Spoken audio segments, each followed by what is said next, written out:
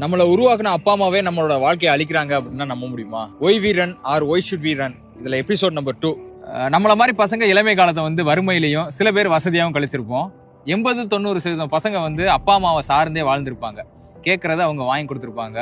அவங்கள நம்பியே இருந்திருப்போம். பெரிய குடும்ப கஷ்டத்தை நம்ம ஏற்றிருக்க மாட்டோம். ஆனா காலேஜ் முடிக்கும் போது பாத்தீங்க அப்படின்னா அப்படியே குடும்பத்தோட சுமை டிரான்ஸ்ஃபர் ஆகும், அப்படியே அவங்க மேல உட்காரும். எதனால அப்படின்னா நம்மளோட பேரண்ட்ஸ் வந்து அவங்களோட ஹெல்த்தை சரியா பாத்துக்கிறாம இருக்கிறதுனால. இப்ப எப்படின்னா அவங்க வேலை பார்க்கும் போது கஷ்டப்பட்டு சம்பாதிக்கிறேன், பிள்ளைகளுக்காக சம்பாதிக்கிறேன், குடும்பத்துக்காக அப்படின்ட்டு ஒரு டீயை சாப்பிட்டுட்டு வேலை பாக்குறது. டீ குடிச்சே உங்களை வளர்த்தாங்க.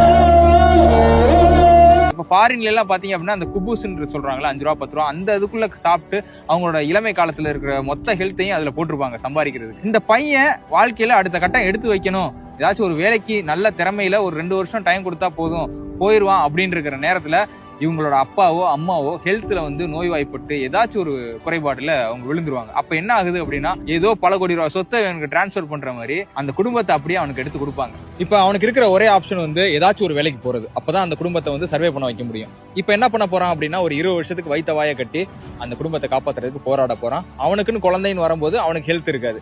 இப்படியே ஒரு லூப் மாதிரி ஒரு ஜென்ரேஷனுக்கு போய்கிட்டே இருக்குது. வறுமையில இருக்கேன், வறுமையில இருந்துட்டே தான் இருக்கணும். அதனால அவங்களே பாத்துக்கிற வரையும், நல்லா சம்பாதிக்கிற வரையும், பிடிச்ச வேலைக்கு போற வரையும் நம்ம ஹெல்த்தை காப்பாத்தி கொடுத்தாலே அவங்களுக்கு பெரிய சொத்து. அது சொத்து தான் சேர்க்கணும்னு அவசியம் கிடையாது. ஹெல்த்தை கொடுத்தாலே அவங்களை காப்பாத்தி நல்ல நிலைமைக்கு வந்துருவாங்க.